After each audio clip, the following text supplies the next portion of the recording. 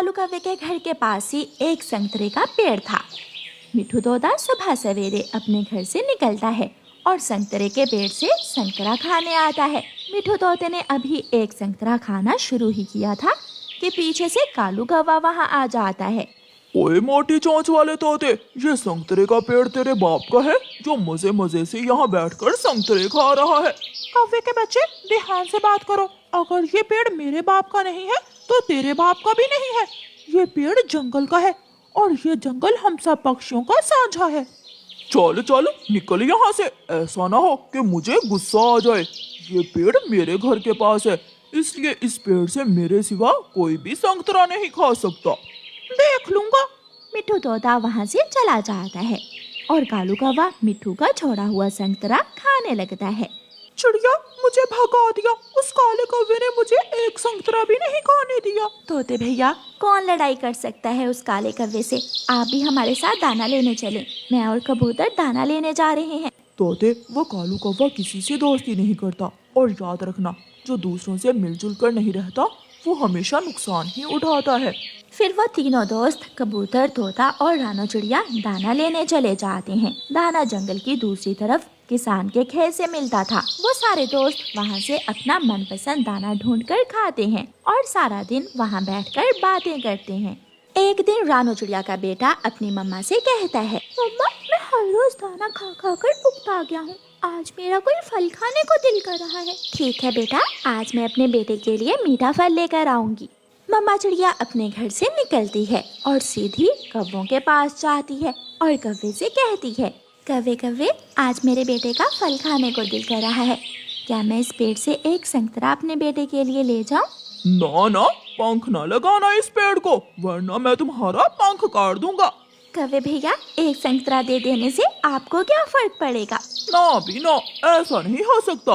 आज तुम संतरा लेकर जाओगी, कल कोई और आ जाएगा। मैं ऐसा नहीं कर सकता। रानो चिड़िया बेचारी निराश होकर वहाँ से चली जाती है। रानो चिड़िया अपने दोस्त कबूतर के पास जाती है। कबूतर भैया, आज मेरा बेटा मीठा फल मांग रहा है।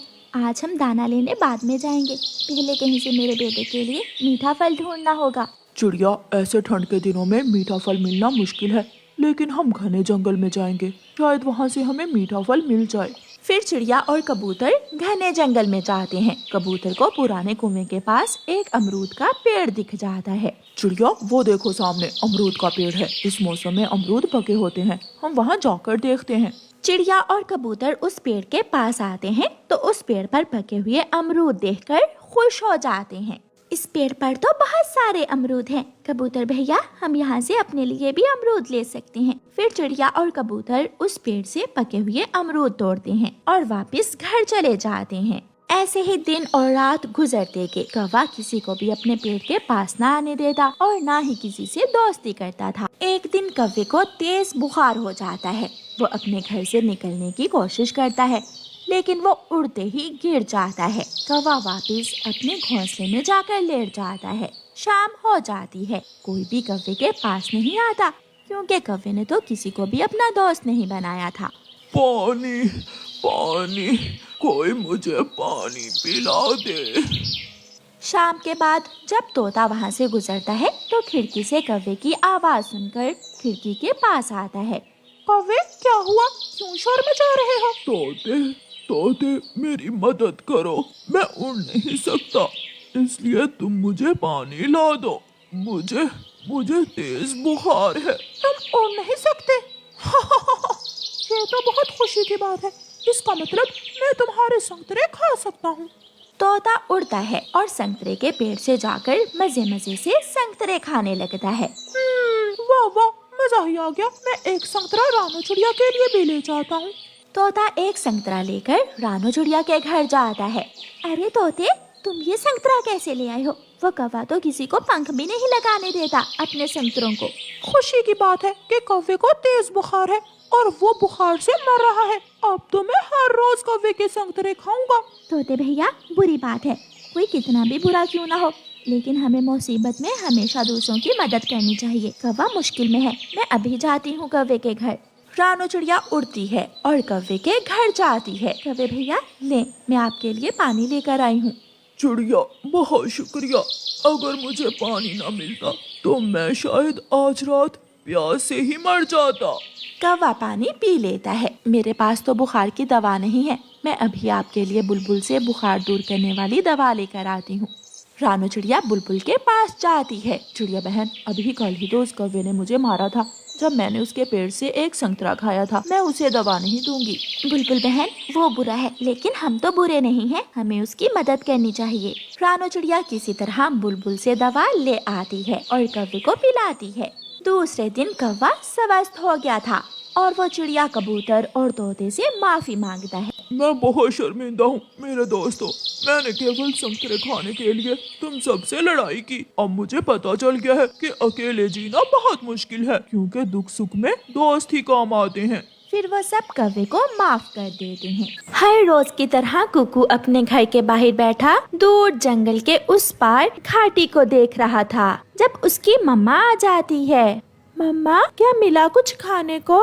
नहीं कुकू बेटा, मैंने पूरा जंगल घूमा मगर आज फिर कुछ नहीं मिला। मम्मा, इस जंगल में अब भोजन की बहुत कमी हो गई है। हम वो दूर बड़ी घाटी पर क्यों नहीं चले जाते? नहीं बेटा, फिर कभी उस घाटी का नाम न लेना। वहाँ कोई नहीं जाता। वो घाटी बहुत खतरनाक है। फिर दूसरे दिन कुकू अपने दोस्त जग्गू के पास जाता है। यार जग्गू, सब भूख से मर रहे हैं, मगर न जाने क्यों सब उस हरी भरी घाटी पर जाने से डरते हैं। हो सकता है वहाँ दाना हो या फिर मीठे मीठे फल, ठंडे पानी की नदियाँ हो। मगर मेरी मम्मा भी मुझे उस घाटी की तरफ जाने से मना करती है। यार जग्गू, हम ये राज जान कर रहेंगे कि वहाँ आखिर है क्या। क्यों हमारे मम्मा पापा ना खुद वहाँ जाते हैं और ना हमें जाने देते हैं। ये राज तो बूढ़ी फाख्ता ही बता सकती है। वो इस जंगल में सबसे पुरानी है, उसे जरूर मालूम होगा। फिर वो दोनों दोस्त बूढ़ी फाख्ता के घर की तरफ जाते हैं। बच्चों, आप यहाँ क्या कर रहे हो? माँ जी, हम आपसे कुछ पूछने आए हैं। पूछो पूछो बेटा, क्या पूछने आए हैं आप?